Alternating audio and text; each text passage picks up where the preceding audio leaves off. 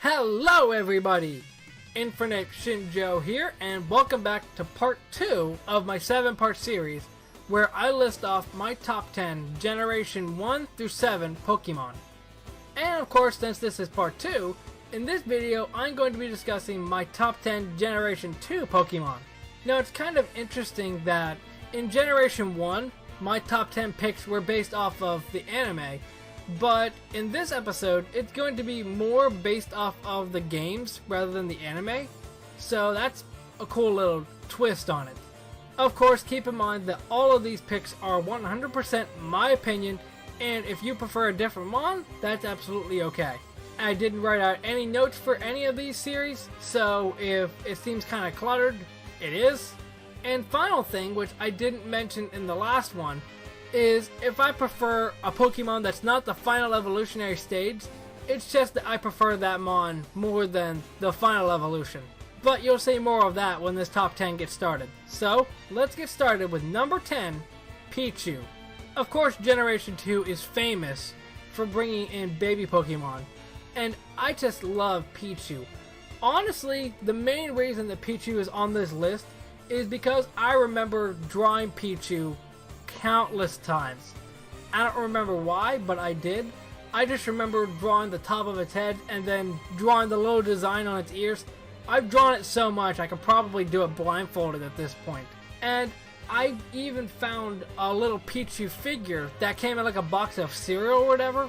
I guess I did something like that with Pokemon. And even the Pichu brothers from the Pokemon shorts, I love their personalities. Number 9 is Yanma.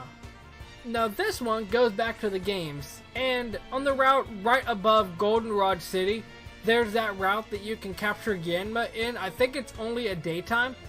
And I remember, I think I was like running through the grass and I ran into Yanma, and of course for whatever reason, in Generation 2 Pokemon can flee from you. I remember seeing that with probably Yanma. I remember Magnemite and Delibird could do that for whatever reason, I'm not sure why. But I ran into Yanma once and I'm just like, hold up, what is this? And I spent forever trying to find another one. And ever since then, I've just loved Yanma. And even just looking at its design, it's kind of cool. See, it's based off a dragonfly, and even back when I was that young, I didn't even know what dragonflies are. Now whenever I see a dragonfly, I just think, oh look, it's a Yanma. Number 8 is Chikorita. Now, it's actually funny that in the last video, I said that I only preferred one of the starters out of the 3. At least I only put one on my list. But for this video, all 3 of the starters are on my list in some shape or form. It's just up to you to decide where they're going to be at. But Chikorita is just adorable. Obviously, it's not everybody's first choice when picking a starter because it's weak to the first and the second gym. But I still like Chikorita anyway. I specifically like it for how it was in the anime.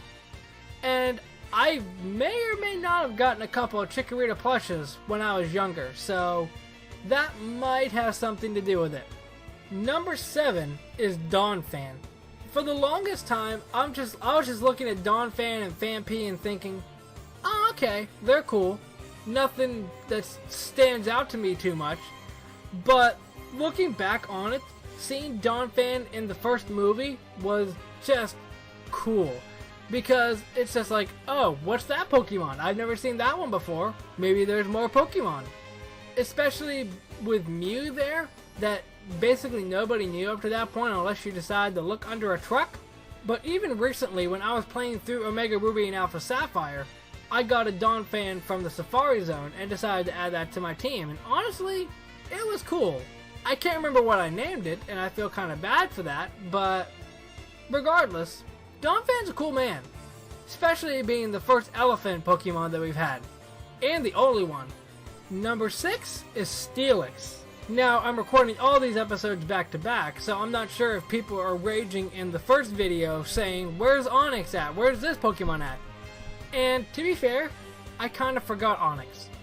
And aside from design, Onix is cool, but When it comes to base stats, he has the same base stat total, or same attack as Oddish, I think. But just looking at Steelix, being the basic one of the first steel types in the game, that's just cool. Especially the fact that one of the gym leaders had it as her ace. That is just amazing. And Steelix just looks so cool. There is no way that you can deny how cool Steelix looks. Number 5 is Heracross.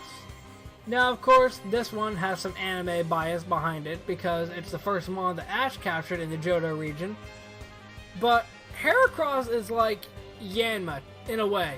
Obviously, they're both bug types, but it's just like, oh, Heracross and Yanma are both bug types? But I didn't know that I liked bug types that much. But just throwing a fighting type on Heracross, and that is just cool. Of course, quad weak to flying, but that's okay. I even tried to use a Heracross in my Silver game when I was replaying it on my 2DS, but Heracross doesn't get much by level up, but he's still cool to look at. Number 4 is Togepi. Now, of course, you can't really talk about Johto without even bringing up Togepi, because Togepi was the first Generation 2 Pokemon that was ever, well, Ho-Oh technically, but we didn't know what Ho-Oh was. We just saw the silhouette. But Togepi was one of the first Generation 2 Pokemon that was in the anime. But obviously, Togepi must have had some sort of fan base because it got a final evolution in Sinnoh. But honestly, Togepi is just adorable. I'm not sure what else I can say aside from that.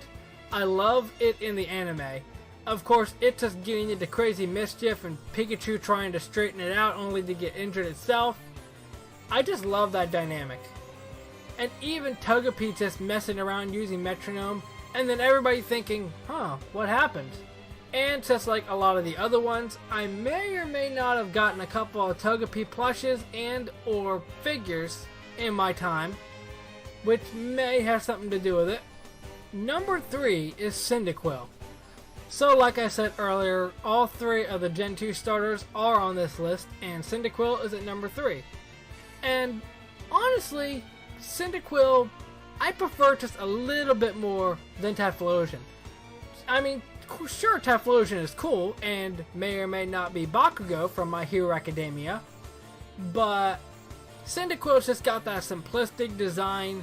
It looks adorable.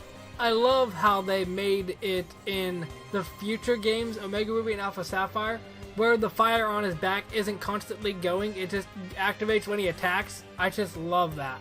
Number 2 is Lugia. Now, of course, Lugia, Ho-Oh, the 2 big beefy legendaries of Generation 2. And of course, since I mentioned that I played through Silver, Lugia is obviously going to be my favorite. Even though I do still like Ho-Oh at the same time, I just like Lugia in the 2000 movie. Because Lugia is just so huge and awesome, which it should be a water type, but it isn't a water type for whatever reason. But just consider Lugia my honorary legendary for this top 10, because so far in this top 10 and the last top 10, I've included 1 legendary on it, and I think it's roughly consistent with the rest of this series. Number 1 is Feraligatr. Yep, Totodile and its evolutionary line is my favorite. And the reason why, Totodile was the very first starter that I chose. From what I recall, I picked Totodile and named him Jaws in all capitals. Very original name, I know. But even now, I can remember back to me sending my Feraligatr at level 100 into the Elite Four and just sweeping. Because I think I had like Surf, Strength, Waterfall, basically all HM moves. And I still won. And yeah, Totodile is cool, but I just prefer Feraligatr's design. Because he's got those big claws, he's got the huge tail, and in the Generation 3 games when you see his back sprite it looks like he has a butt. What more can you ask for? But that is going to do it for this top 10. If you enjoyed, do not forget to hit that like button down below and subscribe so you don't miss any of my other videos. And if you want to, you can leave your top 10 Johto Pokemon down in the comment section as well. I didn't really send an invitation out for that in the last video, which is my mistake. But yeah, feel free to list your top 10 of each generation along with me. But until the next video, Momentai. 365日分の学びをカバンに詰め込んで